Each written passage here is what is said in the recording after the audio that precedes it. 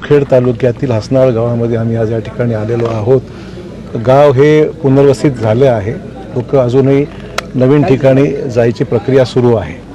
मुद्दा एवढाच आहे की पावसाचं प्रमाण हे अधिक झालं आणि अनपेक्षित प्रमाणे या ठिकाणी अचानक जास्त आल्यामुळे हे नुकसानीची तीव्रता या ठिकाणी जास्त दिसते आणि आहे वस्तुस्थिती आहे. लोकांची शेती गेली, माणसं मृत्युमुखी पडली, जनावरं गेली आणि पाणी वाटलं नव्हतं एवढं भरेल.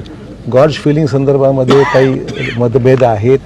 गॉर्ज फिलिंग कदाचित केलं नसतं तर कदाचित पाणी एवढं भरलं नसतं किंबहुना असं वेगवेगळं तर गावातल्या लोकांचं म्हणणं आहे. मुद्दा एवढाच आहे की गावाचं त्वरित पुनर्वसन होणं हे महत्त्वाचं आहे. पालकमंत्री महोदय लक्ष घालत आहेत, आमदारही लक्ष घालून आहेत, आम्हीसुद्धा सहकार्य करू त्याच्यामध्ये.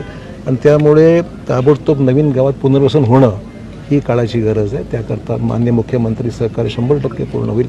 संपूर्ण जिल्ह्यामध्ये अतिवृष्टी झाली, नुकसान झालं, पण सगळ्यात जास्त मुखेड तालुक्यामध्ये या ठिकाणी झालेलं आहे आणि तीव्रता खूप आहे. लोकांच्या भावनाही तीव्र आहेत. त्यामुळे पुनर्वसन लवकर होणं, नुकसान भरपाई जे काही देणं शक्य आहे ते दिलं पाहिजे शासनाने, हीच आमची भूमिका आहे आणि लोकांना दिलासा द्यायचं काम लवकरात लवकर आपण करू. सर, अनेक वर्ष झाले या लोकांचं म्हणणं आहे की आतापर्यंत आम्हाला घरं वगैरे मिळालेली नाही, जागा मिळाली. असं आहे की काही ठिकाणी मावेजावर डिस्प्यूट होता, काही ठिकाणी जागेवर असे अनेक असं आहे की अनेक वेळा एकमत होत नाही. त्याच्यामुळे डिस्प्यूटमुळे गोष्टी राहून जातात. त्यातला भाग असू शकतो. थँक्यू.